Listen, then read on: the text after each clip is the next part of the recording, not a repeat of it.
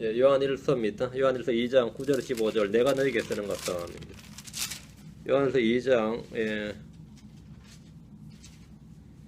내가 너에게 쓰는 것은 12절부터 14절까지가 계속 내가 너에게 쓰는 것은 반복되는 한 구절이 나오죠. 12절, 13절, 14절에 내가 너에게 쓰는 것은 이 말이 나오거든요. 그러니까 13절 말씀 같이 읽겠습니다. 같이 읽습니다.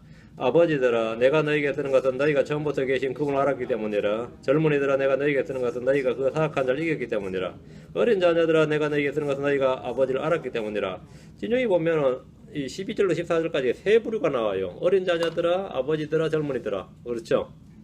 여기 세 부류가 나오거든요. 그래서 이게 두 번씩 또 어린 자녀들아 두 번, 젊은이들이 두 번, 아버지들이 두 번 이렇게 나옵니다.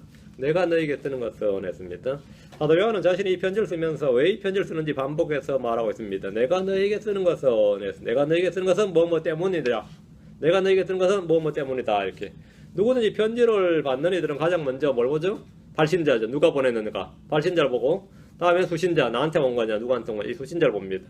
그리고 나서 이제 편지를 보는 거죠. 내용을 보는 겁니다. 신약의 모든 서신들은 이 편지들은 하나님께서 사도들을 통해 주신 말씀으로 우리가 수신자들입니다. 야고보서처럼 널리 흩어진 12지파에 보낸 편지를 해도 그것을 보고 읽는 사람은 12지파의 이스라엘이 아니고 누구죠? 크리스천들입니다. 요한계시록 2장과 3장에 보면 하나님께서 요한에게 교회의 천사들에게 편지하라. 교회 천사들에 쓰라. write. 쓰라. 이렇게 되어 있어요. 교회 천사들에 썼는데 교회 천사들에 쓰라. 이렇게 했는데 그 말씀을 누가 읽죠? 그 글을 읽는 사람들은 크리스천들입니다. 아무도 이것은 우리와 상관없는 말씀이다 이렇게 할 수 없습니다. 가끔 여러분 우체통에 딱 왔는데 수신인이 내 이름이 아니면 어때요? 나 잘못 왔네. 그럼 나와 상관없죠. 뭐 리턴 시켜버리든가 뭐 휴지소에 버려버리든가 내가 받은 별 볼 일 없는 것 같다면 돼. 근데 어떤 거는 중요한 퍼스트 클래스 메일 같은 걸 오면 말이죠. 리턴 시켜야 되죠. 나하고는 상관없으니까. 근데 주님께서 뭐 에베소 교회 천사에게 편지하라 그러면 여러분이 이걸 에베소 교회 천사에게 쓴 편지는 난 소용없네고 안 했고 뭐 널리 흩어진 12지파에게 보내놓으라 그러면 야고보서 이건 나한테 필요 없네 이러진 않잖아요. 여러분 다 읽죠, 그죠? 예. 그러니까 이 수신인은 다 크리스천이다 말이죠. 성경 우리의 유익을 위해 주신 기록된 것이기 때문입니다. 요한은 편지를 쓰면서 이 편지를 쓰는 이유와 목적을 여러 차례 밝혀뒀는데 2장에는 특히 많이 나옵니다. 2장 1절에 보면 내가 이것들을 너희에게 쓰는 것은 너희가 죄를 짓지 아니하게 하려 함이니라. 너희에게 쓰는 것은 사도 요한이 너희에게라고 말할 때 너희에 해당하는 사람들 누굽니까? 크리스천들입니다. 그렇죠? 너희에게 쓰는 것은 했으니까 크리스천들이죠. 그런데 모든 크리스천들 중에서 특별히 요한이 세 부류를 언급하고 있습니다. 세 부류를. 너희는 모든 크리스천인데 모든 크리스천에서 뭐라고요? 세 부류. 예? 그리스도인들을 구분하는 뭔가 있다면 그리스도인들을 구분한다. 그건 뭐냐면 인종이나 혈통이나 언어나 국가, 민족, 성별, 지위, 신분 따위가 아닙니다. 그런 걸로 구분하지 않습니다. 대륙별로 구분한다든지 이거 뭐 코카서스 인종이 있다. 이거는 뭐 셈족 이거 이쪽은 뭐다. 이렇게 인종으로 구분하지 않는다 이 말이죠. 그렇게 구분하지 않는다. 아니면 민족으로 이건 유대인이다 그리스인이다 이런 식으로 민족으로 구분하지 않고 국가로 구분하지 않고 남자 여자 지위 신분 이런 걸 구분하지 않습니다. 차별하지 않는다. 하나님 사람을 외모로 취하지 않으십니다. 이방이나 유대인이나 구별이나 차별이 없습니다. 사도 베드로 말하기를 믿음으로 그들의 마음을 정결하게 하사 우리와 그들 사이에 아무 차별도 두지 아니하셨느니라. 우리와 그들 사이에 그러니까 이방인과 유대인 사이에 유대인과 이방인 사이에 아무 차별도 두지 않으셨느니라. 오늘날도 일부 유대인 중심주의, 유대교 우월주의, 이걸 이제 얘들 이런 사조를 히브리 뿌리찾기 운동, 뭐 히브리 뿌리 운동, 뭐 메시아닉 주의식 뭐 그런 말씀입니다. 히브리 뿌리 운동 이런 거 하면 유대인 우월주의죠. 유대인 우월주의예요. 그러니까 유대인이 원가지고 원뿌리고 이방인들이 거기에 곁가지로 접붙임 받아서 하나가 되는 그 유대인 중심주의. 구약에서 이제 룻 같은 케이스를 이제 예로 드는 거죠. 유대 땅으로서 유대인과 결혼해서 유대인이 되는. 그래봐야 뭐 룻이 유대인은 안 되는데. 그래서 이제 그런 식의 그 결합. 이게 이제 유대인 우월주의예요. 여기서 그 유대교로 돌아가자, 율법으로 돌아가자, 뭐 이런 식으로 막 이제 주창하는 신학이 있으면 신학 그런 교회가 있어요. 그런 사조가 있는데 성경 우리와 그들 사이에 아무 차별도 두지 아니하셨느니라.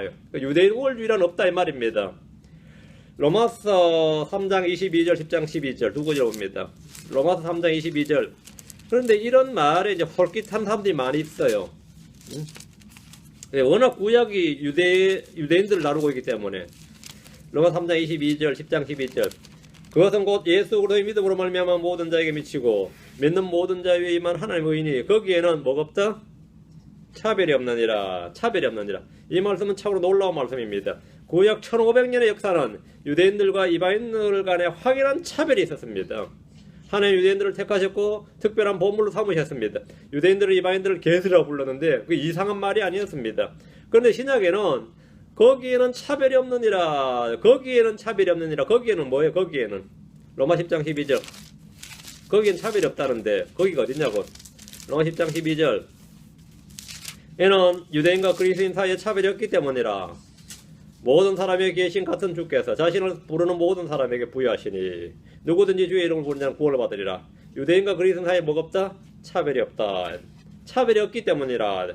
말씀대로 이방인과 유대인 사이에는 아무런 차별이 없습니다. 그리스도 안에서는 모두가 하나입니다. 유대인 원리나 유대인 중심주의나 유대인 머리나 뭐 유대인이 머리가 돼야 된다든가 유대인 뿌리 운동 등은 모두가 오류입니다. 그건 거짓이고 오류예요. 반대로 유대인 차별이나 유대인 멸시 등도 다 오류입니다. 차별이 없어야 돼요. 우월도 열등한 것 아닙니다. 같다 이거예요. 갈라디아 3장 28절, 골로새 3장 11절. 갈라디아서 3장, 골로새서 3장 28절 11절입니다. 갈라디아 3장 28절, 골로새서 3장 11절. 네. 거기에는 유대인이나 그리스인이 없고 거기에는 유대인이나 그리스인이 없고 매인자나 자유론자가 없으며 남자나 여자가 없나니 너희는 다 그리스도 예수님 안에서 하나이니라. 거기에는 없고 하나이니라. 거기는 뭐죠? 그리스도 안에는 말이죠. 그리스도 안에서는 인종이나 민족이나 혈통이나 언어나 신분이나 지위 등에서 전혀 외모의 차별이 없다는 말씀입니다. 그리스도 안에서는 남북이 하나가 될 수 있습니다. 예루살렘과 사마리아인들이 하나가 될 수 있습니다. 이스라엘과 아랍인들이 하나가 될 수 있습니다. 한국 사람과 일본 사람이 하나가 될 수 있습니다. 그리스도 안에서는 친일파라고 욕먹는 사람과 종북 좌빨이라고 욕먹는 사람이 하나가 될 수 있습니다. 박정희의 추종자와 김대중의 추종자가 하나가 될 수 있어요. 그리스도 안에서는. 그리스도 안에서는 그래요. 그리스도 없이 하나가 되는 것은 그건 죄입니다. 그리스도 안에서 하나가 되는 것은 성령의 역사입니다. 골로새 3장 11절. 골로새서 3장 11절. 거기에는 거기에는 그리스인이나 유대인이나 할례자나 무할례자나 바바리이나 스구디아이나 메인자나 자유론자가 없나니 오직 그리스도만이 모든 것이요 모든 것 안에 계시느니라. 그렇죠? 거기에는 뭐가 없다? 그리스인이나 유대인 없다. 할례자나 무할례자 없다. 바바리이나 스고디아이나 메인자나 자유론자가 없나니. 오직 그리스도만이 모든 것이요 모든 것 안에 계시느니라. 우리 이런 말씀을 통해서 그리스도 안에는 차별이 없고 차이가 없다는 걸 분명히 알았습니다. 그럼에도 그리스도 안에서 차이가 전혀 없나? 전혀 차이가 없냐? 그렇지도 않다 이거죠. 그리스도인끼리도 뭔가 차이가 있어요, 없어요? 있죠. 그 차이를 목사와 평신도 이래 나누면 그건 죄다 이 말이에요. 목사와 평신도로 나누는 차이, 그런 차이가 있죠. 그게 한 차이인데 그거는 사람들이 나눈 차이고 하나님이 나눈 차이는 그거 아닙니다. 목사와 평신도를 나눈다. 그런 차이는 잘못된 차별, 구별이고 남녀 차별도 아니에요. 그러니까 무슨 차이가 있는 것 같아요? 그리스도인 안에서는. 그리스도인 안에서 완전 평등, 완전 똑같다. 그건 아닙니다. 그리스도인 사이도 차이가 있어요. 뭘로 차이를 내죠? make a difference라잖아요. 차이를 둔다고요. 그리스도 안에서는 갓난아이와 장성한 자, 성장의 차이가 있습니다. 성장의 차이가 있어요. 자, 말씀 보겠습니다. 고린도전서 3장, 히브리서 5장입니다. 고린도전서 3장 1절 3절. 고린도전서 3장 1절 3절. 돈 많이 번 크리스천, 못 번 크리스천 그런 건 없어요. 그런 차이는 안 됩니다. 아버지가 뭐 하시는 분이신고 이런 차이도 안 되고. 자, 고린도전서 3장 1절 3절입니다. 고린도전서 히브리서 5장. 고린도전서 3장 히브리서 5장. 3장 1절 3절. 형제들아 내가 영에 속한 자에게 말한 같이 너에게 할 수 없었어. 육신에 속한 자 곧 그리스도 안에 있는 갓난아이들에게 말한 같이 하였노라. 내가 너희를 저주로 모이고 음식으로 하지 아니하였나니 이는 지금까지 너희가 그것을 능히 감당하지 못하였으며 지금도 능히 못하기 때문이라. 너희가 아직도 육신에 속하였도다. 자, 그럼 첫 번째 뭐가 나왔죠? 영에 속한 자 나왔죠. 여기 육신에 속한 자 나오죠. 영에 속한 자, 육신에 속한 자 이렇게 나눕니다. 너희 가운데 시기와 다툼과 분열이 있으니 너희가 육신에 속하여 사람들처럼 걷지 아니하느냐. 성경 크리스천들을 성장에 따라 나눈다. 성장에 따라서 나눕니다. 영에 속한 자, 육신에 속한 자로 구분하고 있습니다. 육신에 속한 자는 그리스도 안에서 갓난아이들은 젖으로 먹이고 고기로 먹이지 못합니다. 갓난아이들은 단단한 음식을 먹을 수 없습니다. 이유는 그것을 감당하지 못하고 할 수도 없기 때문입니다. 너희가 육신에 속하였도다 이 말씀은 크리스천이 아니라는 것이 아닙니다. 크리스천 맞습니다. 분명히 크리스천이긴 한데 육신에 속했다 이 말입니다. 히브리서 5장 13, 14절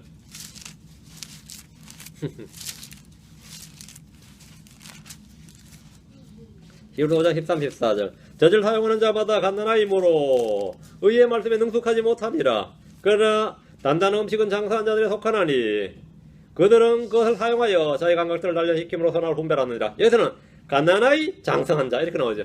성장에 따라 분류한다 이 말입니다. 성장에 따른 차이는 있다.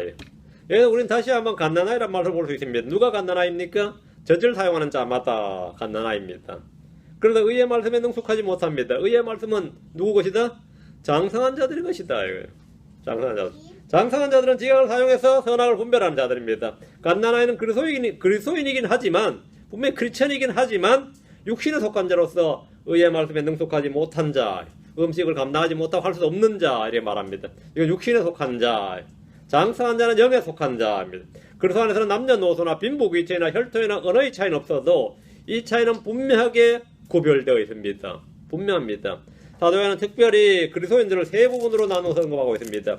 사도 바울은 이 성장에 따라 두 부류로 나눴죠. 육신에 속한 자, 영에 속한 자, 아니면 갓난아이, 장성한 자 이렇게 나누는데 사도 요한은 그렇게 안 나누고 세 부류로 나누었습니다.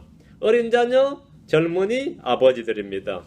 반복해서 두 번씩 셋을 한 세트로 언급해서 이들에게 편지를 쓰는 이유와 목적을 말합니다. 이것도 성장에 따른 차이다 이 말입니다. 갓난아이, 젊은이, 아버지, 아비들. 이거는 성장에 따른 분류다. 크리스천을 분류할 때는 성장에 따른 분류다 이 말입니다. 그렇게 분류한다는 겁니다. 그 사람은 어떤 사람이냐면 아직 어린애죠. 이러면 뭐죠? 갓난아이다. 아직 어린애죠. 그러면 이야기할 때 그 수준을 거의 맞추는 거죠. 그래서 여러분이 방송에 나올 때 패널들한테 이 진행자가 아니면 방송 PD들이 계속 강력하게 하는 말이 뭐냐면 이 방송 이 카메라 돌아가기 전에 아무리 수준을 높여도 그 사람이 사회에서 박사 하든 노벨상 받은 사람이지 그 언어 구사력을 중학교 1학년 이상으로 하지 말라 그래요. 중학교 1학년 언어 수준 이상으로 어휘를 구사하면 안 된다. 그걸 반복해서 이야기합니다. 진짜. 근데 이 듣는 사람들은 그래야 자기가 똑똑한 듣는 청취자가 다 알아들으면서 나 같은 지적인 사람이 이런 마음이 들어요. 그래야 시청을 해요. 왜요? 그 패널들이 하는 말 알아들으니까. 근데 진짜 패널들이 진짜 똑똑해서 어휘가 말이죠. 막 전문 용어가 막 튀어나오면 듣는 시청자가 어떤 생각이 들어요? 특히 한국 사람들 절망해. 채널 돌려버리고 알아듣도 못하는 말을 떠들고 있냐. 그래서 가장 좋은 게 초등학교 5학년, 6학년의 수준을 계속 사용하라 그럽니다. 그리고 정치인들이 선거 연설할 때 항상 그 선거 연설문이, 대통령 연설문도 마찬가지예요. 초등학교 5학년, 6학년 수준의 의의를 구사하라고 계속 이야기를 해요. 그래 듣는 사람이 뭐니까 난 다 알아들었어. 자연스럽게 알아들었어. 그 사람 연설 잘한다, 말 잘한다지. 그저 그보다 수준 높여버리면 큰일 납니다. 그 말은 뭐냐면 설교도 믿어다는 뜻입니다. 설교에 믿어다는 말은 이 설교자가 이 중학교 1학년 수준 이상의 의의를 구사하면 안 된다 이 말이에요. 안 되는 건 아닌데 듣는 사람들이 은혜 못 받는다 이거죠. 맞으러 은혜 못 받는다 이거야. 듣는 사람은 자기가 학력이 대학원 나오고 상관없이 그렇다는 거예요. 그러면은 제가 하는 설교 여러분 다 알아듣죠? 여러분 상대 수준이 높은 거예요. 다 알아듣죠? 저도 이 수준 낮춘다는 게 지금이에요. 지금 많이 낮아졌죠? 많이 낮았는데 이 갓난아이들이라는 말인 것은 그 수준을 우리가 그 사람 갓난아이다 이 말은 거기 맞추는 겁니다. 근데 지금 어쩌면 한번 젊은이지. 그 사람 이제 다리 분별 다 하고 뭐 아주 힘이 넘치는 사람이죠. 뭐 그 사람 지금 어른이다. 그 사람은 장사한 자다 이런 거죠. 근데 그 좀 깊이 있는 이야기를 할 수 있는 거죠. 깊이 있는 이야기를. 요한은 지금 이렇게 이야기를 하는 겁니다. 그래서 세 부를 나눈 거예요. 이렇게 세 부리로. 자, 12절 보면 내가 너에게 쓰는 것은 너희 죄들이 그분의 이름으로 이래 용서되었기 때문이라. 내가 너에게 쓰는 것은 너희 죄들이 그분의 이름으로 인해 용서되었기 때문이다. 13절에 너희가 처음부터 계신 그분을 알았기 때문이라. 14또 너희가 그 사악한 자를 이겼기 때문이라. 너희가 아버지 알았기 때문이라. 나오죠. 14절에는 너희가 강하고 또 하나님의 말씀 너희 속에 거하며 너희가 그 사악한 자를 이겼기 때문이라. 뭐 때문이라 이렇게 계속 나오는데 요한은 자신의 편지를 읽는 대상이 어린 자녀들, 아버지들, 젊은이들 이렇게 셋으로 나눈 겁니다. 그 성경은 어린 자녀들도 읽을 수 있고 젊은이도 읽을 수 있고 아버지들도 읽을 수 있습니다. 사도 바울은 간단하여 장사한 자 이렇게 두 부류로 나누었다면 요한은 어린아이, 젊은이, 아버지 이렇게 셋으로 나누었는데 자 오늘 본문 말씀 보겠습니다. 요한 1서 2장 9절입니다. 2장 9절 자기가 빛 가운데 있다고 말하면서 형제를 미워하는 자는 지금까지 어둠 가운데 있느니라. 주님은 세상의 빛, 생명의 빛, 사람들의 빛, 이방인들의 빛입니다. 복음은 빛입니다. 주의 말씀은 빛입니다. 예수 그리스도를 믿는 사람은 빛입니다. 너희는 세상의 빛이니 산 위에 세운 도시가 숨기지 못하리라. 너희는 세상의 빛이니 할 때 이 산에 올라온 자들이 예수를 믿은 사람들이었습니다. 산상순의 대상이. 그래서 자기를 믿은 자들에게 한 말, 너희는 세상의 빛이니 이 산 위에 세운 도시가 숨기지 못하리라. 크리스천들은 빛의 자녀들입니다. 에베소 5장 8절에 너희가 한때는 어두움이었으나 이제는 지금은 주 안에서 빛이니 빛의 자녀들로 걸으라. 우리는 지금 빛이고 빛의 자녀들이다 이 말입니다. 우리 이런 교리적 지식을 따라 자신이 빛이고 빛의 자녀라는 사실을 알고 고백합니다. 그런데 그 사실을 어떻게 입증을 합니까? 그걸 어떻게 입증하냐고, 입증을 어떻게 하느냐 이 말입니다. 어떻게 입증을 하느냐. 성경은 자기를 입증할 수 있는 방법을 말해줍니다. 예를 들어서 만약 우리가 죄를 짓지 아니하였다 이렇게 말하면 그분의 말씀이 그 사람 안에 거하지 않습니다. 그걸 아노라 하면서 그분의 명령을 지키지 않는 자는 거짓말한 자입니다. 예수님께서 그리스도의 힘을 부인한 자는 누구든지 거짓말한 자입니다. 하나님을 사랑하노라 하고 자기 형제를 미워하면 그 사람은 거짓말한 자입니다. 이게 다 입증하는 방법이에요. 예수 그리스도께서 자기 안에 계신 것을 스스로 알지 못하면 그는 버림받은 자입니다. 그건 입증하란 말이에요. 하나님을 안다고 고백하면서 행위로는 부인하면 그런 모든 선한 일에서 버림받은 자들입니다. 성경은 이렇게 판단할 수 있는 것들을 쫙 가르쳐줍니다. 성경은 자체적으로 자신을 시험하고 판단하고 입증할 수 있는 여러 가지 이 검증장치들을 마련해 두고 있습니다. 너희가 믿음 안에 있는지 너희 자신을 살펴보고 너희 자신을 입증하라. 이 말씀대로 우리는 입증해야 됩니다. 우린 주의 뜻이 무엇인지 입증해야 됩니다. 우린 모든 일에서 자신을 하나님의 사역자로 입증해야 됩니다. 주께서 받으실 만한 것이 무엇인지 입증해야 됩니다. 우린 뛰어난 것들을 입증해야 됩니다. 성경 말하기를 갈라디아서 6장 4절에 오직 각 사람이 자기 일을 입증할지니라. 오직 각 사람이 뭘 입증하라? 자기 일을 입증할지니라. 입증하라요. 너희 자신을 스스로 입증하라요. 입증하라. 모든 것을 시험해보고 입증하라. 입증하라. 자신이 빛 가운데 있는지 아닌지를 어떻게 입증할 수 있습니까? 나는 그렇게 믿고 싶어. 그건 아닙니다. 입증하라 이거예요. 내가 형제를 사랑하는지 아닌지를 통해서 알 수 있습니다. 형제 사랑은 그가 빛 가운데 있는지 아닌지 정확하게 알게 해주는 잣대고 시금석입니다. 형제를 사랑하지 않는 자는 그가 교회에서 목사든 교사든 장로든 선교사든 집사든 뭐든 관계없이 어둠 가운데 있는 겁니다. 빛 가운데 있다고 말하는 자가 자기 형제를 미워하는 자는 지금까지 어둠 속에 있는 겁니다. 사랑과 미움의 관계는 빛과 어둠의 관계입니다. 어떻게 하느냐? 내가 빛 가운데 있는지 어떻게 한다고요? 내가 빛 가운데 있다고 말해서 빛 가운데 있는 게 아니라 내가 형제를 사랑하면 빛 가운데 있는 거고 형제를 사랑하지 않으면 어둠 가운데 있는 것이라는 겁니다. 사랑과 미움은 뭐라고요? 사랑과 전쟁이 아니고 사랑과 미움은 빛과 어둠의 관계예요. 빛과 어둠의 관계입니다. 10절 자기 형제를 사랑하는 자마다 자기 형제를 사랑하는 자는 빛 가운데 거하며 그 속에 걸려 넘어지게 할 것이 전혀 없으나 자기 형제를 사랑하는 자는 빛 가운데 속합니다. 빛 가운데 거합니다. 사랑은 율법의 안성입니다. 사랑하는 자 율법을 성취했습니다. 사랑은 세워줍니다. 사랑은 성도들이 열망해야 될 최상의 선물입니다. 사랑 없어지지 않습니다. 사랑은 모든 것 위에 입어야 될 완전하게 매는 띠입니다. 사랑은 허다한 죄를 없습니다. 사랑은 하늘에게 속한 겁니다. 사랑은 두려움을 내줬습니다. 사랑하는 자는 빛 가운데 거하며 그 속에 넘어지게 할 것이 전혀 없습니다. 사랑은 우리가 그분의 명령들 따라 걷는 겁니다. 사랑하는 자는 그 속에 걸려 넘어지게 할 것이 전혀 없다고 했습니다.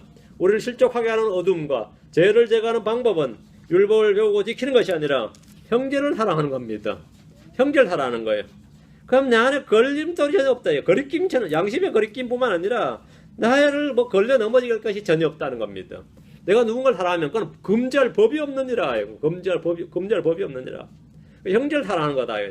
사랑은 자기 이웃에게 해를 끼치지 않습니다. 자기 형제를 사랑한다는 것은 이건 타고난 성질, 기질의 문제나 성품의 문제나 후천적 교육의 문제가 아니라 하나님으로부터 태어난 신성한 성품과 권능을 부여받음으로 가능합니다. 하나님의 성품. 그러니까 내가 어떤 사람이냐면 저 사람은 좀 다른 사람이에요. 날 때부터 좀 다른 사람이다. 그런 건 없어요.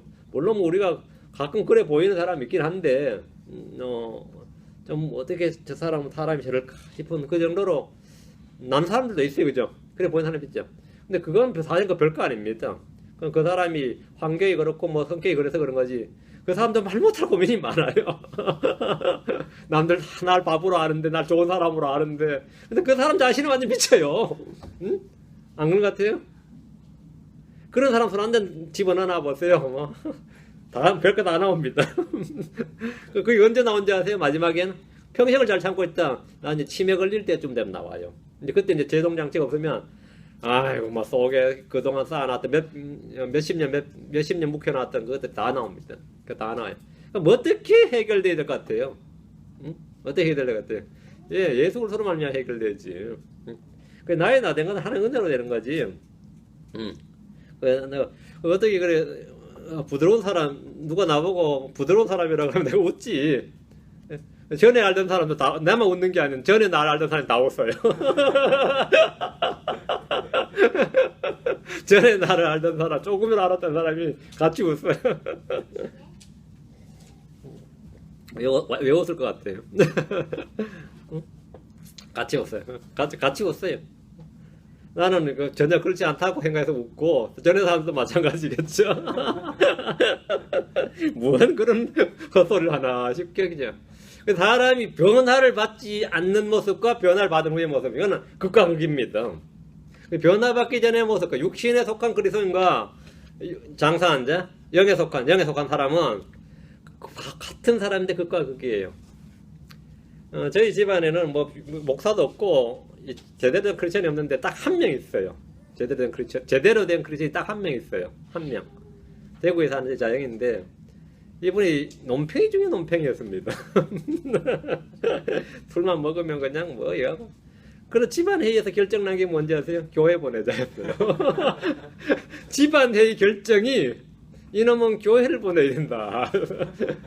근데 교회를 보냈는데 하필은 그때 부흥회를 했어요. 근데 은혜를 받아버린 거예요. 근데 그 교회에서 딴 사람이 돼버렸어요. 근데 제 다시 누나가 안 믿어. 누나 대구서 이 미용실이에요. 근데 자기 남편한테 한 말이 그 불신자의 간증이야.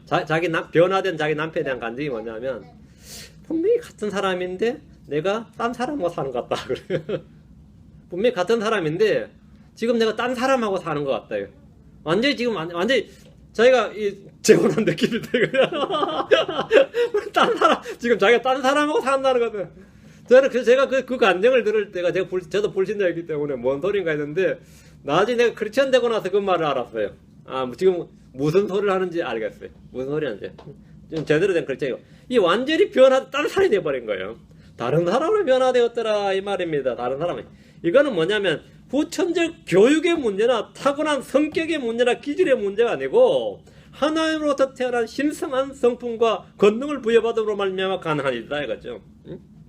하나님으로서 난 자는 하나님을 사랑하듯이 하나님으로부터 난 자를 사랑하기 마련입니다. 성경으로 이에 대해서 말하기를 요한일서 5장 1절에 누구든지 예수님께서 그리스도의 심을 믿는 자는 크리스천이죠. 하나님에서 태어났으며 사실입니다. 팩트입니다. 그분을 사랑하는 자마다 그분에서 난 자도 사랑하느니라 입니다. 이거는 필연이다 이거예요. 하나님에서 태어난 자는 뭐라고요? 그분에서 난 자도 사랑한다 이거예요. 근데 이게 아니라면 가짜다 이 말입니다. 그렇지 않으면 가짜다 이거예요. 자기가 뭐라고 고백하든지 간에 내가 교회에서 맡은 직책이 얼마고 하는 일이 얼마인데 그건 중요한 게 아니에요. 그거는 구분법이 아니다. 엉뚱한 짓 하고 있다 이거. 구분법은 뭐냐 그죠? 그 구분법이 뭐냐 이거. 이 금과 금에 뭔가 순금하고 금 속에 뭔가 이물질 섞은 거하고 합금 있죠. 그 어떻게 구분해요? 물론 여러 가지 뭐 방법이 많지만 색깔 뭐 강도 다 필요 없고 비중입니다. 비중으로 구분해요. 그래 이제 이 마찬가지로 크리스천이 그 사람 진짜 크리스천인가 아닌가를 어떻게 구분하냐 이거예요. 그 사랑으로 구분한다는 거예요. 이게 요한을 통해서 주님 주신 판별법이에요. 자기 형제를 사랑하는 자는 빛 가운데 있고 안 한 자는 뭐라고 어둠 가운데 있고 예수가 그리스도의 이름을 믿는 자는 하나님께서 난 자고 안 믿는 자는 안 태어난 거고 태어났으면 증거는 뭐냐 이거야. 그분을 사랑하는 자마다 그분을 난 자도 사랑하느니라. 그러니까 내가 크리스천이면 다른 크리스천도 사랑한다 이거예요. 그러니까 이게는 이 양키들이나 이쪽 사람들은 많이 본 것 같아요. 내가 크리스천이라 그러면 그렇게 반가워하고 말이죠. 그게 막 서로 나타나. 진짜. 근데 한국 사람한테 나도 크리스천이에요 그러면 이거 놀고 있네 진짜. 희한해. 이게 막 자색에서 음극과 음극이 만나고 양극이 양극과 만나고 양과 음이 만나서 딱 달라붙는 게 아니라 저는 크리스천인데 그럼 나는 목사다. 난 크리스천인데 그럼 난 권사다. 니 뭔데? 한국 사람 크리스천이 만나도 이 사랑이 불붙질 않고 서로 속에서 뭐야 이 친밀함이 탁 흡할거 튀는 게 아니라 어쩌냐가 지나게나 다 크리스천이지 다 교회 다니지 뭐 이런 반응이 나고 실제로 안 그래요? 저 크리스천인데 그러면 여러분 생각이 딱 받는 반응이 어때요? 아 반갑다 기쁘다 막 그런 반응이 그 형제가 막 사속에 나면은 조심해야지 이런 생각이 나요. 어떤 반응이 일어나요? 아니면 그냥 무미건조하죠. 뭐 크리스천이라는 게 뭐 별 의미가 있냐 이 말이에요. 그 말은 뭐냐면 내가 크리스천이라고 하려고 나한테 별 의미가 없는 겁니다. 그 남이 크리스천이니까 당연히 의미가 없지. 그 한마디로 말하면 뭐냐? 난 가짜다 이 말이에요. 다른 거 없어요. 나는 가짜였다 이 말입니다. 나는 가짜였다. 다른 거 없어요. 증거가 지금 스스로 내 속에서 나타난 반응이 자신이 가짜임을 증명해주고 있으니까 말로 뭐라 떠들지 말라 이거요. 내 크리스천인데 날 향한 사랑이 확 일어나지 않아. 가짜야. 반면에 사람 크리스천이라면 반갑네요. 심지어 말이죠. 이 베탄 해외 그 선원들이 집 내려놓고 남의 나라에서 함부로 못 내립니다. 이 배에서 내려버리면 그날 입국자가 되거든요. 그래서 내려버려가지고 배 다시 안 타버리면 어떻게 되는 거죠? 그 밀입국이 돼버리는 거예요. 그래서 배에서 내릴 때는 아주 철저하게 사람이 배에서 내릴 때는 관리 감독이 이루어져요. 정말로 굉장히. 근데 실제 배에서 내렸으면 많이 밀입국이겠지. 근데 배에서 내리는데 어떤 사람이 이 성경책을 딱 가지고 내리는 거예요. 내리는데 그게 성원이 다른 그쪽 사람이 딱 보더니만 이 말을 하고 싶은데 저 사람 크리스천이다 이거 성경책만 보고 막. 근데 말이 안 통하잖아요. 저 사람 코리안이잖아. 나는 그래가지고 막 반가운 마음을 표현을 하고 싶은데 어떻게 말이 안 통하니까 그냥 딱 한 말이 할렐루야 했어요. 그 사람이 할렐루야 말하니까 번쩍 끼어들. 그건 다 알아들으니까 아멘. 그래 그렇게 서로 반가워서 그냥 그 한마디로 지나가는 거야. 응? 그 사람 그 성경책만 든 걸 봐도 반가운 거야. 막 내 속에서 반갑고 그 사람이 크리스천이란 말만 들어도 막 반가워요. 옛날에 말이죠. 제가 뭐 전철이나 돼서 누가 킹제임 성경 들어도 반가웠는데 지금 안 그래. 이 킹자만 들어도 막 반가워가지고 어떻게 킹제임 성경 알게 되었나니 뭐 이런 게 안 돼. 요즘은 전혀 뭐 안 그런 것 같아. 우리 한국 사람이 좀 그런 적이 없죠. 자, 그건 자신이 빛 가운데 거한다는 가장 강력한 증거는 뭐냐? 딱 한 말 하나입니다. 사랑한다 이거야. 사랑해요? 내가 사랑을 아느냐지. 사랑하냐 이거야. 11절 요한서 2장 11절 자기 형제를 미워하는 자는 어둠 가운데 있고 어둠 가운데 걸으며 자기가 어디로 가는지 알지 못하나니 이는 그 어둠이 그의 눈을 멀게 하였기 때문이라. 자기 형제를 미워하는 자는 어둠 가운데 있고 어둠 가운데 갔습니다. 자기 형제를 미워할 때 그가 받은 학위가 빛을 주지 않습니다. 그가 받은 침례 증서나 목사 한수증이 어둠을 걷어주지 않습니다. 한때 경험했던 신비한 체험이나 환상이나 이런저런 일들이 빛을 주지 않습니다. 사람들이 인정받고 교회에서 높임을 받는다고 해도 그는 여전히 어둠 가운데 있습니다. 자기 형제를 미워하는 자는 어두운 가운데 있으며 이 말씀대로 많은 이들이 어두운 가운데 있고 어두운 가운데 갔습니다. 하나님을 위해서는 목숨도 내놓겠다는 사람이 내가 저런 작자와 함께 일을 못한다. 이게 저런 작자하고 내가 함께 못한다. 이게. 교회 수련 한번 해도 그래요. 참석하실 거죠? 그러면 누구 참석합니까? 물어봐요. 합니다. 그러면 안 갑니다. 그래. 그 사람이 못 간다 그런지 예, 등록하겠습니다. 그래요. 등록하겠습니다. 응? 근데 그 사람하고 함께 못한다 이거예요. 그 사람하고는. 그래서 이번에 제가 교회 옮기겠습니다. 왜 옮기려나 그랬더니 그 사람이 이번에 갔더니면 거기 앉아 있더라고요. 그 사람 거기서 볼 줄 제가 꿈에 생각 못했거든요. 뭐 그런 거 많이 있어요. 그래서 이 어두운 가운데 있다. 어두운 가운데 있는 사람 특징은요. 자신이 어디로 움직여도 어디로 가는지 알지 못한다. 어둠 속의 사람의 가장 큰 특징이 뭐냐면 방향 감각이 없다는 겁니다. 방향성이 없습니다. 그래서 내가 인생에서 열심히 살았다는 건 자기도 알고 남들도 인정하는데 뭘 위해서 그래 살았느냐 그건 나도 모른다. 방향 감각이 없어요. 어둠 가운데 있다는 뜻은 방향 감각이 없다. 어둠은 눈을 멀게 합니다. 어둠은 공간 감각도 붙게 하고 시간 감각도 모두 마비시켜 버립니다. 크리스천들은 시간 감각이 어느 정도 있어요. 내가 이제 죽을 때가 다 돼간다. 주님 만날 때가 돼간다. 뭐 이런 게 대충 있거든요. 시간 감각. 내가 어느 정도 살았다. 왜? 빛이 있으니까. 어두운 가운데 있는 사람은 우리 지금 얼마나 여기 있었냐 그러면 30분? 아니 1시간 5분인지 10분인지 100분인지 이게 구분이 안 가요. 시간 감각이 마비가 됩니다. 진짜 어두운 가운데 있으면 그래요.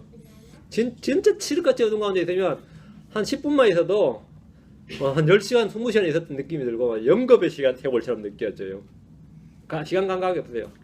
그리고 공간 감각이 없으니까 여기서 저까지 얼마나 되는지를 몰라. 그냥 해보는 거지. 공간 지각 감각이 사라지면 어둠이란 게 그래요. 모든 걸 감각을 마비시켜버린 게 어둠입니다. 그래서 아무거나 막 하는 거죠. 그리 가지마 하면 그리가 뭔지 모르네. 사람의 몸을 어둡게 하는 게 뭡니까? 주님이 말씀하셨죠. 내 눈이 약하면 내 몸이 어둠으로 가득하리라. 눈이 약하면 몸이 어두워집니다. 눈이 약하면 몸을 어둡게 하고, 다음에 내 몸에 내 혼의 영의 등잔불이 뭐죠? 내 영의 등잔불을 어둡게 하는 게 뭐냐? 형제를 미워하는 겁니다. 미움은 내 속 마음을 어둡게 하는 겁니다. 미움은. 그래가지고 여러분이 진짜 이 마음이 어두워지고 캄캄하다 입으면 왜 캄캄한 것 같아요? 눈앞이 캄캄하다 그러죠. 예, 눈이 약하거나 형제를 미워하거나 그겁니다. 누굴 그렇게 미워하세요? 물어보세요. 눈앞이 깜깜하다 그러면 대체 누굴 그래요 좀 미워하십니까? 누굴 그래 미워하시냐? 예, 12절입니다. 어린 자녀들아 내가 너에게 쓰는 것은 너희 죄들이 그분의 이름으로 인해 용서되었기 때문이라. 어린 자녀들아 이 표현은 신약성경에 10번 나오는 표현인데요. 사도바울이 딱 한 번 사용했고 나머지 9번 요한이 이곳 요한 1서에서 반복적으로 사용했습니다. 요한은 성도를 걸어 나의 어린 자녀들아 부르면서 말씀을 가르치고 있습니다. 우리는 복음을 듣고 믿는 순간 갓 태어난 아이입니다. 젖먹이들이라 할 수 있습니다. 이때는 말씀의 순수한 저주를 사모하고 그 저주로 자라나야 됩니다. 태어난 아이가 성장하지 않는다면 그것은 고통이고 비극입니다. 어린 자녀들은 속에 글소가 형성될 때까지 목자들의 수고와 섬김을 통해 양육받아야 됩니다. 아이들을 낳는 것도 힘들고 어려운 일이지만 낳은 후에 키우는 일은 더욱 많은 수고와 섬김을 필요로 합니다. 바울은 말하기를 고린도전서 4장 15절에 그리스도 안에서 너에게 10,000명의 스승이 있다 해도 아버지는 많지 아니하니 그리스도 예수님 안에서 복음을 통해 내가 너희를 낳았느니라. 그리스도 예수 안에서 복음을 통하여 내가 너희를 뭐였다? 낳았느니라. 10,000명의 스승이 있어도 아비는 많지 않다 이거예요. 복음 전도자의 교사였던 바울은 복음으로 자녀들을 낳은 후에 버려둔 것이 아니라 양육하는 데 더 많은 수고를 감당했습니다. 갈라디아 4장 19절에 나의 어린 자녀들아 너희 속에 그리스도께서 형성되실 때까지 내가 다시 너희를 위해 해산한 수고를 겪노라. 낳을 때 고생하고 키우는데 또 그만한 해산한 수고를 겪는다는 겁니다. 키우는데 이거는 뭐 다들 한번 애 낳고 키우면 다 알죠. 다시 해산한 수고를 겪잖아요. 바울은 말하기를 데살로니가서 2장 7절에 유모가 자기 아이들을 돌보듯 너희 가운데서 부드러운 자가 되었노라. 바울은 자기가 유모의 심정으로 아비의 심정으로 자식을 키웠다. 자녀를 키웠다 이거예요. 어린 자녀들은 보살핌이 필요하고 성장이 필요합니다. 어린 자녀들은 계속해서 배워야 됩니다. 어릴 때 배운 지식은 평생을 가듯이 영적 성장에서도 어린아이 때 배운 지식이 가장 오래 갑니다.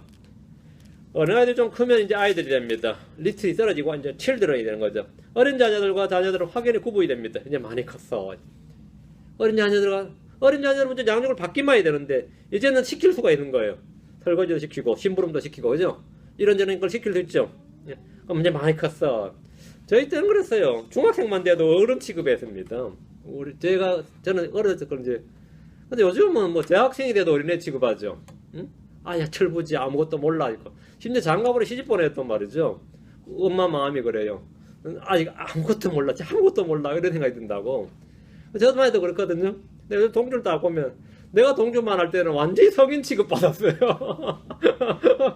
동네에서 다 누구든지 다 컸네요. 나 중학생 때 원래 다 컸네 소리 들었고 실제로 뭐 보리탄 메고 뱃탄 메고 어른들 아는 데 가서 다 이러고 부역을 가도 어른하고 똑같이 노동력 취급 받았어요. 실제 일로 그렇게 했고.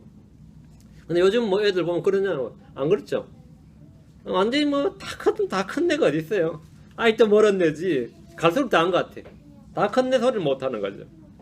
옛날에는 이제 중고등학생만 돼도 다 컸네 소리 하고 그랬는데 그래도 중학생만 돼도 말이죠.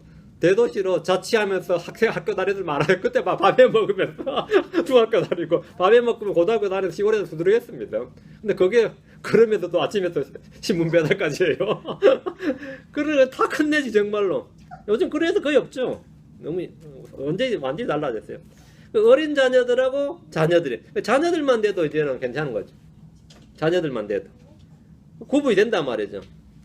요한일서 1장 4절에 보면 내 자녀들이 우리가 아버지께 명령을 받은 대로 진리하면서 걷는 것을 보고 내가 보고 크게 기뻐하였노라. 자녀들은 배운 대로 시키는 대로 하나예요. 그게 가장 좋은 자녀예요. 어린 자녀들에서 이제 자녀들이 된 거예요. 자녀들만 돼도 시키는 대로 하니까 가르쳐주는 대로 하니까 이게 자녀들입니다. 요한 3서 1장 4절에서 내게는 내 자녀들이 진리하면서 걷는다는 것을 듣는 것보다 더 큰 기쁨이 없도다. 자녀들은 이런 상태. 갓난아이, 어린아이, 다음 자녀들이다. 자녀들은 어떤 사이라고요? 예. 명령을 받은 대로. 다음에 뭐라? 들은 대로 하는 사람들입니다. 성장한 자녀들은 진리 안에서 걷는 자들이다. 이 말입니다. 자녀들이 다음에 뭐냐면 이제 젊은이가 되는 거죠. 다음에 젊은이인데 어느 나라나 젊은이들이 그 나라의 국방을 책임지는 군인으로 부름을 받습니다. 어느 나라나. 힘이 가장 좋은 때입니다. 젊은이들은 그래서 좋은 군사로서 영적 전쟁을 치르는 군대로 싸우는 자들입니다. 그래서 여기서도 젊은이들아 내가 너에게 쓰는 것은 너희가 그 사악한 자를 이겼기 때문이요 했죠. 젊은이가 돼야 비로소 이기는 겁니다. 싸우면 이긴다. 젊은이 돼야. 젊은이들은 강하고 사악한 자를 이깁니다. 요한서 2장 14절에 젊은이들아 내가 너에게 쓴 것은 너희가 강하고 또 하나님의 말씀이 너희 속에 거하며 너희가 그 사악한 자를 이겼기 때문이라 합니다. 젊은 시절이 지나면서 뭐가 됐냐? 아버지들이 됩니다. 어른이 되는 거. 아버지들이 됩니다. 아버지들은 자녀들을 낳아서 양육하고 젊은이들을 이끌어주는 사람들입니다. 아버지들은 자녀들을 오직 주의 교훈과 훈계로 양육하라는 명령을 받았습니다. 아버지들은 자녀들을 바로잡아주고 징계하고 훈련합니다. 아버지는 처음부터 계신 그분을 아는 사람들입니다. 아버지는 자녀들로 해서 이제 고통을 감수하는 사람들이에요. 그게 이제 아버지들입니다. 아버지들. 그 자녀들의 양육을 위해서 뭐라고요? 예, 고통을 감수하는 사람들이에요. 크리스천들이 평생이 고통 없는 삶이 아니다 이 말이야. 근데 이제 자녀들 성장하는 걸 보고 기쁨을 누리지만 또 자녀들의 그 성장을 위해서 고통을 감내하는 사람들이 아버지들입니다. 아버지는 처음부터 계신 그분을 아는 사람들이 되어 있습니다. 그 다음에 이제 장로들이 엘더 장로들인데 장로들은 양들을 모이고 감독하는 자들입니다. 장로들은 성도들의 부족한 것을 바로잡아주고 섬기고 수고하는 자들, 이 장로들입니다. 사도들이 다 장로였죠. 바울도 베드로도 자신 장로라고 요한도 자신 장로라고 그랬어요. 마지막으로 이제 성경이 나이 든 자라 그럽니다. 나이 든 에이지들이라는데 나이가 많은 자란 예수 그리스도에게만 메인자가 된 사람. 그게 이제 나이 든 자라 그럽니다. 이 세상이나 땅에 아무런 욕심이나 소망이 없습니다. 나이 든 자는 어떤 일에 대해 꿈을 갖지 않습니다. 나이 든 자는 오직 주님만 소망하는 사람. 그러니까 육신의 힘이 헛되게 줄어들고 그게 나이 든 자예요. 그러니까 여러분이 젊을 땐 그렇게 그랬었는데 언제 어느덧 자신으로 해결된 문제 있죠. 그게 성장해서라기보다 나이 들어 그래요. 나이 들면 해결돼야 하는 분 많이 있습니다. 실제로 많은 사람들이 나이 들면 해결되는 게 많이 있어요. 반면에 나이 들어서 전혀 더 완악해지는 경우도 있고 나이 들면 해결되는 게 많이 있어요. 나이 들면 젊을 때는 그렇게 갖고 싶어서 막 안 달렸는데 언제부터 보니까 뭐 별로 젊을 때는 그것만 있으면 소원이 없었을 것 같은데 나이 들어보니까 그건 내 그때 미쳤지 이렇고 그런 거 있죠. 근데 그게 나이 들었다 이거. 나이 든 자는 어떤 일에다 꿈을 갖지 갖지 않는다 이거예요. 꿈을 갖지 않는다는 말이 뭐냐면 욕심, 옛날에 말한 그 꿈이 아니었거든. 그게 다 욕심이었단 말이죠. 젊을 때 막 그 꿈이 아니었어요. 그게 다 욕심이었지. 근데 보니까 그런 거는 또 해결되더라는 거죠. 그 나이 든 자가 보니까 오직 주님만 소망하게 되는 거예요. 예. 다른 할 일이 없고 할 힘이 없으니까. 65 먹어서 은퇴한 분이 계시는데, 그 은퇴를 하면서 이제 많이, 진짜 열심히 살았어요. 인생을 열심히 살아 65 은퇴하면서 다 내려 그냥 골프나 치고 다니면서 했는데, 이 사람이 95까지 산 거야. 95세 돌이켜보니까 30년을 내가 뭐 했지? 그 시간이 너무 아까운 거예요. 내가 자기 95세까지 살 줄은 꿈에도 생각 못 했고, 한 70쯤 뭐 하니까 좀 살다 죽으면 되겠는데, 70세는 또 곧 이제 다 죽을 때, 그것도 80되고, 80도, 그 살다 95세가 된 거예요. 95 되니까, 내가 어릴 때도 30년부터 다시 65세까지, 3분의 1을 내가 인생을 날려버렸구나. 그 95세 먹어서 그 통탄하는 분이 내가 은퇴하고 이렇게 더 살 줄 알았으면, 응? 여러분이 언제 죽을지 몰라도 열심히 살아야 돼요. 우리가 얼마 더 살지 몰라 솔직히. 95세 살지 뭐 70 살지 뭐 아무도 모르지. 아무도 모르니까 하여튼 열심히 사세요. 근데 그때 사는 삶은 당연히 그 전에 살던 삶은 달라야죠. 그건 당연히 다른 겁니다. 그래서 이제 우리가 젊은이가 되고 다음에 젊은이 아비가 되고 다음엔 장로가 되고 나이 든 자가 되는 거죠. 나이 든 자들한테 물어보세요. 항상 하늘에 대한 소망만 가득하지. 근데 이제 뭐 오히려 욕심만 더 찌어가지고 더 완악한 분들도 있어요. 그런 노인네들 막 이러면서 이제 그렇게 나이 들면 안 돼요. 꼰대 소리 듣고 막 그래요. 진짜 그리스도 안에서 그리 성장한 나이 든 자들이. 어린 자녀들은 이미 거듭나서 어느 정도 성장한 아이들이 이제 어린 자녀, 갓난아이에서 어린 자녀가 되고, 갓 태어난 아이들이 말씀의 순수한 자를 사모함으로 자라서 어린 자녀들이 되고, 어린 아이들이 이제 뭔가를 배울 수 있는 나이죠. 어린 아이를 해서 흡수력이 가장 좋은 나이단 말입니다. 어린 자녀는 주의 공개로 양육하고 훈련하면 거의 평생 지속됩니다. 잠언 22장 6절에 아이가 마땅히 가야 할 길로 아이로 훈련시키라. 그리하면 그가 늙었어도 그 길을 떠나지 아니하리라 했습니다. 어린 자녀들의 이런 편지를 쓰는 것은 그들의 죄들이 그분의 이름으로 용서받았기 때문입니다. 용서되었다. 지금 12절에 보면 용서되었기 때문이라 그랬죠. 용서받으려고 이렇게 하는 게 아니라 용서되었다 이거예요. 성도들의 죄들이 이미 용서되었고 씻음받아서 깨끗하게 되었습니다. 하나님 예수를 통해서 회개와 죄들을 용서를 주시려고 그걸 높이에서 통치자고 구원자가 되게 하셨습니다. 베드로 이스라엘 사람들에게 사도행전 13장 38절 39절에 너희가 알 것은 곧 이 사람을 통해 죄들 용서가 너희에게 선포되었다는 것과 또 모세 율법으로 너희가 의롭게 되지 못하던 모든 일에서도 믿는 모든 자가 구원으로 말미암아 의롭게 되었다는 것이라. 용서가 선포되었다. 의롭게 되었다. 두 가지를 선포했죠. 용서와 의. 죄사함과 의죠. 우리는 그분의 피를 통해서 구속 죄들 용서를 받았습니다. 성경 말하길 또 너희 죄들과 너희 육체의 무할례 가운데서 죽었던 너희를 하나님께서 그분과 살리시고 너희 모든 범법을 용서하셨으며 했습니다. 이런 이유로 요한은 어린 자녀들에게 이 편지를 썼습니다. 죄사함과 속죄의 지식은 어린 자녀들이 가장 먼저 확실히 배우고 알아야 될 지식입니다.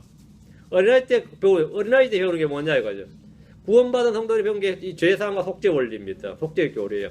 교회를 오래 다녔으면서도 이 죄사함이나 구원이나 칭의 등에 대해서 진리의 틀이 잘 갖추어져 있지 않은 것은 아직 갓난아이 상태에 있는 겁니다. 어린 자녀도 안 된 겁니다.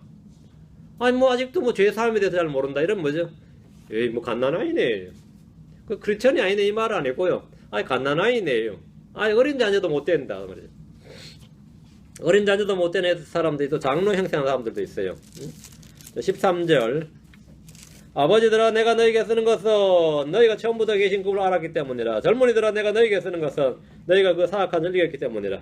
어린 자녀들아 내가 너희에게 쓰는 것은 너희가 아버지를 알았기 때문이라. 여기 세 사람이 나오죠. 세 부류가 나오죠. 아버지를 이 편지를 쓰는 것은 너희가 처음부터 계신 그분을 알았기 때문이라 했습니다. 아버지들은 어린 자녀들을 낳고 양육하고 징계하고 고쳐줄 수 있는 사람들입니다. 사도 바울은 말하기를 고린도서 4장 15절에 그리스도 안에서 너희에게 만명의 스승이 있다 해도 아버지 많지 아니하니 그리스도 예수님 안에서 복음을 통해 내가 너희를 낳았노라. 자신이 아버지다 이 말이죠. 많은 선생들이 있어도 그 중에 아버지라 불릴 만한 사람은 10,000명에 몇 명밖에 되지 않습니다. 교사는 지식 전달자이지 양육을 책임지지 않습니다. 아버지는 아들의 모든 필요를 공급하고 부족한 것을 채워주고 바로잡아주고 의로 훈육합니다. 예수님은 선한 선생님이셨습니다. 주님께서 그러나 너희는 랍비라 부르지 말라. 너희 선생은 한 분 곧 그리스도시니라. 너희는 다 형제니라 했어요. 예수님이 선생이단 말이죠. 그래서 예수님 우리에게 보면 진리의 지식을 전달해 주었습니다. 바울은 이방인들의 교사의 선생이었어요. 선생으로 세움 받았습니다. 바울은 선생이면서 그들을 양육하는 아버지였다 이거죠. 아버지였다 이거예요. 교회의 목자는 양들을 감독하고 먹이는 직분으로 목자와 교사를 겸직합니다. 아버지는 구원의 지식을 넘어서 처음부터 계신 그분, 즉 처음부터 계셨던 말씀, 하나님 신 말씀을 아는 자들입니다. 그리스도를 아는 지식이 매우 깊어진 사람들이 할 수 있습니다.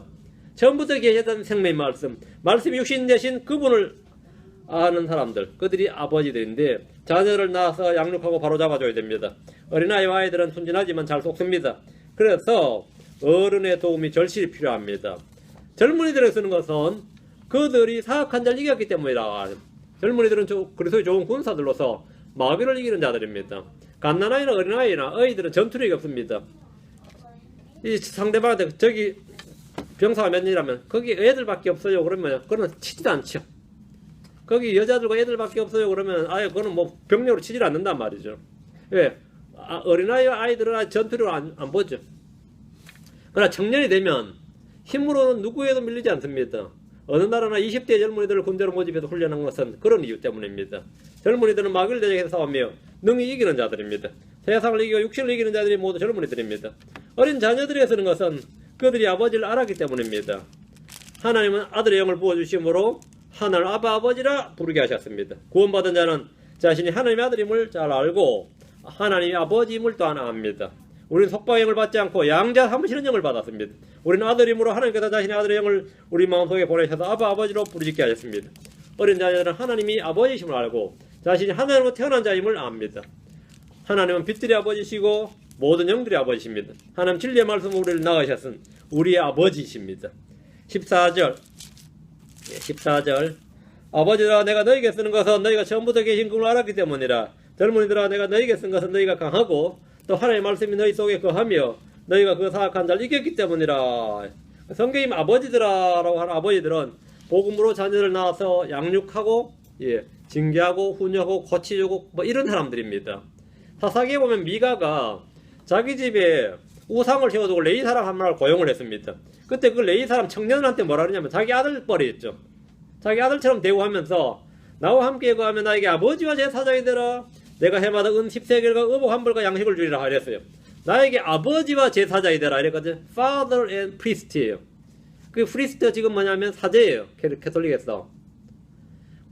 이 청년을 아버지 하면서 사제로 부르는 종교가 있죠. 그게 미가의 종교입니다. 지금 우리 중에서는 캐톨릭이 그렇습니다. 제사장을 아버지라 부르는 예가 성경에 처음 나오는데 이 사사기 17장에 나오는데 바빌론 종교 체계에서는 제사장들을 아버지라 부르게 했습니다.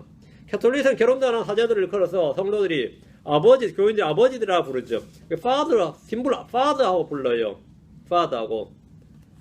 그리고 교황을 뭐라 그러죠? 이건 미국 왔을 때 교황의 공식 호칭은 하나로 통일시킨다 그랬어요. Holy Father였습니다. 거룩한 아버지거든요. 교황의 공식 칭호가 Holy Father인데 완전 신성모독이죠. 바빌론 종교를 그대로 계승했기 때문입니다. 우리 주님께서 말씀하시기를 마태복음 23장 9절에 땅에 있는 자를 너희 아버지라 부르지 말라. 너희 아버지는 한 분 곧 하늘에 계신 분이시니라. 교황을 아버지라 부르지 말라고요.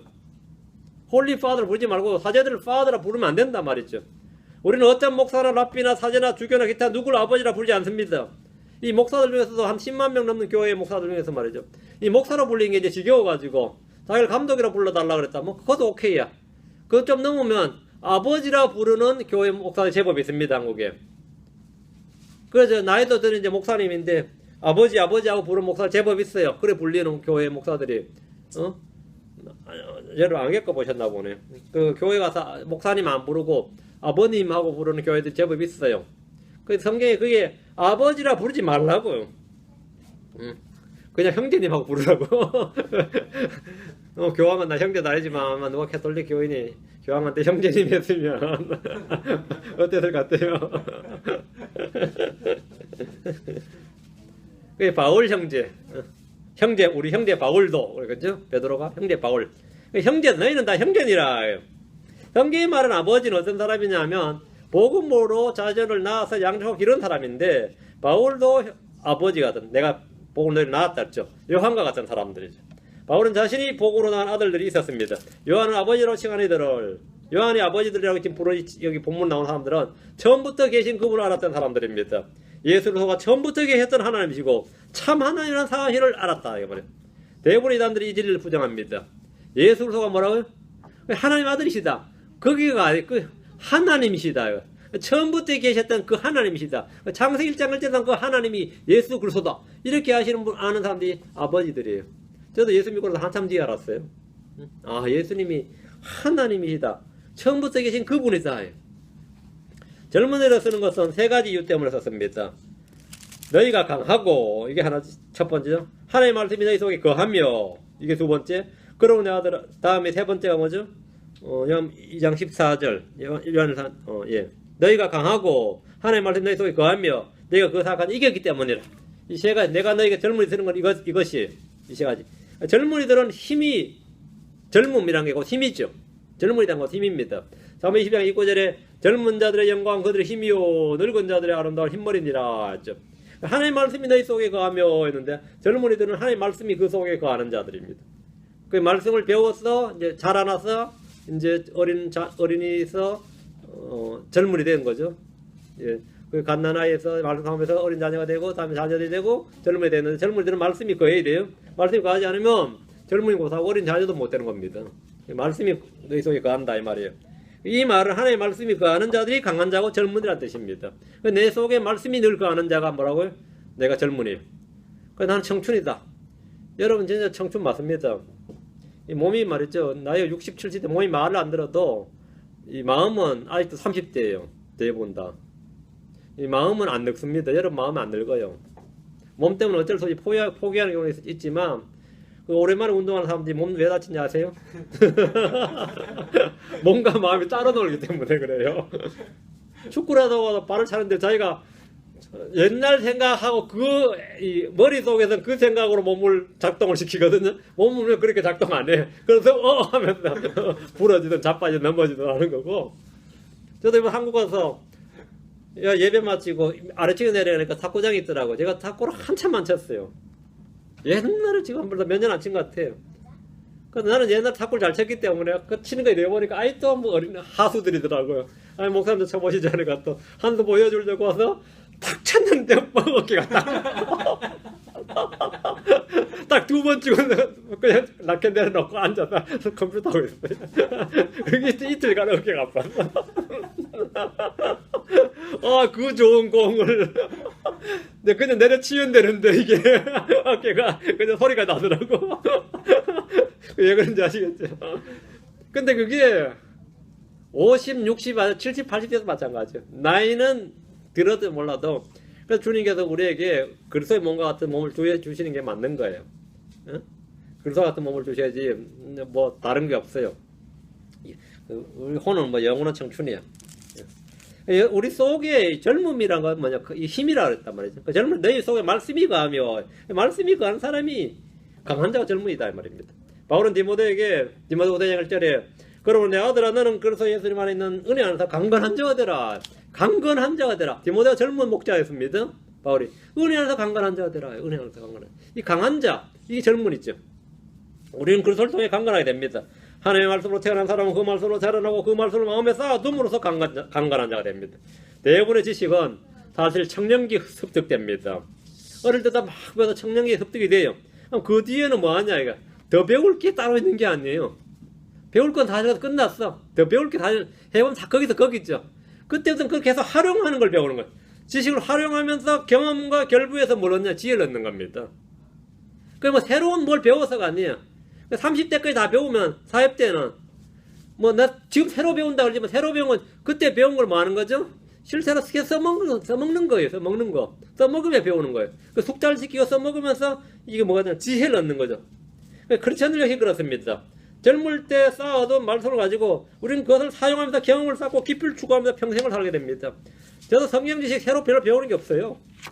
다 옛날 읽어놓은 거 옛날 한 거 가지고 근데 그걸 계속 이제 하면서 깨달아가고 더 깊이 있게 나가는 거지 뭐 그때 가르쳤던 말씀 똑같이 가르치지 뭐 새로운 뭘 가르치는 거 별로 없어요. 새로운 뭘 그때 보면 다 끝난 겁니다.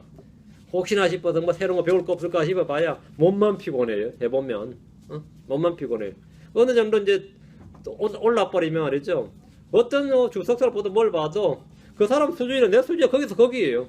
실제로 옛날엔 그렇게 배울 게 많이 읽었던 게 보면 오히려 더 몰라서 더 읽어보면 더 시간 낭비다 싶은 책들이 뭐 예전에는 그렇게 막 사서 읽었던 책이 지금 읽어보면 전부 그 쓰레기 같은 것 같아. 시간 낭비, 시간 낭비. 그 뭐냐면 축적된 짓이 이제 레벨이 끝나버린 거예요. 그 다음부터 뭐냐 살면서 그걸 전부 다 많은 거예요. 활용하는 거예요. 살면서 뭐 다른 뭐 배운 거 없어요. 계속 활용하는 거예요. 활용하면서 이제 그때부터 진짜 뭐죠? 장인이 되는 거죠. 진정한 뭐가 되는 거죠. 경험을 쌓고 깊이를 추구하면서 평생을 살게 되는데 그때 배웠던 거는 그 껍데기로 배웠는데 이제 진짜 그 속으로 들어간다 이런 거 있죠. 성경도 마찬가지입니다. 성경도 마찬가지인데 근데 이걸 내가 그때는 참 이건 뭐 알긴 옛날부터 알고 옛날부터 읽었고 옛날부터 배웠지만 이러면서 이제 깊이 들어가는 거죠. 다음 너희가 그 사악한 자를 이겼기 때문이라 하는데 젊은이들은 그 사악한 자를 이겼습니다. 청년의 때는 육신의 다툼과 싸움이 많습니다. 우리 속에서 활동하는 정력은 청년의 때에 가장 강력합니다. 어린애 때 뭐 알고 하냐고요. 그러면 이 나이에 내가 그걸 하겠냐 그러죠. 언제 나아요? 젊은이 때죠. 젊을 때 가장 그 육신과 싸움, 열등감 있죠. 우월감, 이기심, 시기심, 자기를 높이고자 하는 마음, 뭐 인정받으려는 마음, 욕심, 야심, 탐심, 별별 게 다 그때예요. 하여튼 여러분 속에 이런 게 있으면 아직도 젊다는 뜻이야. 아직도 그 나이에 무언 이런 말 하죠. 아직도 젊은 거야. 아직도 젊어. 응? 근데 젊을 때는 이게 끌어요. 저도 막 대학 떨어지고 이러니까 말이죠. 그 열등감이 말이죠. 몇십 년 가더라고요. 근데 만약 그때 됐으면 또 그 우월감이 몇십 년 갔겠지. 근데 그 생각을 해요. 그때 그냥 또 됐으면 또 얼마나 잘난 척 몇십 년 했겠냐. 그때 떨어져가지고 몇십 년 찍소리 못하고 살았지. 그 찍소리 못하고 산 게 좀 낫지. 잘난 척 했으면 원수들이 더 많을 뻔했겠죠. 응? 별거 다 했죠. 그러니까 이렇게 되면 이러지 이제 짓고 이렇게 하면 이제 지어요. 어차피 죄 지어. 이렇게 잘나면 잘나서 죄 짓고 못나면 못나서 죄 짓고 이래도 죄 짓고 그렇게나 뭐 이것저것 하고 실패 많이 하고 뭐 하건데 그게 다 젊을 때 일어나는 일입니다. 그 청년의 때예요. 그때는 뭐 모든 게 뭐 하고자 하는 비전이라더니 열정이 좋은 말 다 갖다 붙여도 다 탐심입니다. 그게 다 욕심이고 정욕이에요. 근데 그때 그거 하나 뭔지 하냐 싶었다고 근데 그게 막 들끓는데 나이가 들고 나면 몸이 따르지 않아서 이런 것들이 많이 줄어드는데 자신이 이제 성장했다고 생각을 해요. 많은 그렇죠. 이제 성장했다고 생각하는데 그런 것이 아니고 나이가 들면 이제 호르몬 분비도 좀 줄고 이러면서 좀 줄죠. 그죠? 근데 성도들의 성장기도 비슷합니다. 성도들 성장도. 그러니까 젊을 때는 그렇게 교회 다닐 때 내 인생 주를 위해 바치니 하다 보면 그때 다 이제 좀 더 성장해 보면 그때 내가 청년보다 참 헛소리 많이 했구나 싶은 거죠. 응? 얼마나 저도 뭐 지금 얼굴이 뜨거운 게 한두 가지가 아니지. 내 인생 죽게 바칩니다. 소리 한두 번 했어야지 뭐. 바쳤어. 요즘은 내 인생 죽게 바친다 소리 안 하죠. 나를 바칩니다. 그렇지 그냥. 날 받으시면 되니까. 그거 안 받으셔야 되죠. 근데 많이 줄어들어요. 많이 줄어듭니다. 그러면서 오히려 이거 그때 겪었던 패배의 그 연속이었던 젊은 때의 삶이죠. 저도 예전에는 뭐죠. 성경 좀 안다고 까불 때 실제 하나님께서 이 삶에서 뭘 한 그 사건을 보내주면 이 영적 전쟁하면 이긴 적이 없어요. 남들은 그렇게 화려한 감정도 많은지 저는 감정이 할 게 없어. 맨날 한번 붙으면 진 것밖에 없어요. 응? 진 것밖에 없어요. 그래가지고 뭐 요런 사건이 터지면 뭐 해보면 찌고 화면 찌고 판판이 나가 떨어진 기억밖에 없어요. 판판이 나가 떨어진 기억밖에 없어요. 계속 아무것도 아니란 거죠. 아무것도 안 해요. 그럼 어떻게 이기냐 이거 이제 말씀을 쌓아두라고 합니다. 청년기에 승리를 경험하기 시작하면 청년기에 이걸 시작하면 아버지들이 되어서 성도를 양육하는 일을 감당할 수 있습니다. 주님을 더욱 깊이 알고 체험하게 됩니다. 우리 모두 은혜 안에서 함께 성장합시다. 네. 성장합시다. 기도합시다. 위대하시고 거룩하신 주 하나님 감사하며 주께서 함께 이루어주셔서 오늘 선포한 말씀들이 성도의 마음속에 잘 결합하게 하시고 듣는 모든 분들이 말씀을 통해 은혜를 받고 많이 성장하도록 해주십시오. 계속해서 갓난아이에 머물지 않게 해주시옵소서. 어린아이에 머물지 않게 해주시고 또 자녀들 어린 이 아이들에서 그치지 않고 젊은이 되어야 되고 장로 어른이 되고 장로이 되고 나이 든 자가 되도록 영적 성장 단계를 계속해서 밟아나 마침내 머리 대신 우리 주 예수 그리스도 안에까지 자라도록 해주시고 예수의 형상이 우리 안에 계속해서 형성될 수 있도록 도우시길 간구합니다. 저에게 지혜와 명철을 많이 부어주십시오. 지금 읽고 듣는 모든 말씀, 배우고 깨닫는 모든 말씀이 저희 안에 상호 양식이 되게 하시고 힘이 되게 해주시고 우리 주님께서 우리에게 전달하시고자 하신 모든 것이 전달되도록 도와주십시오. 감사드리며 주의 성기도합니다. 아멘. 네, 마치겠습니다.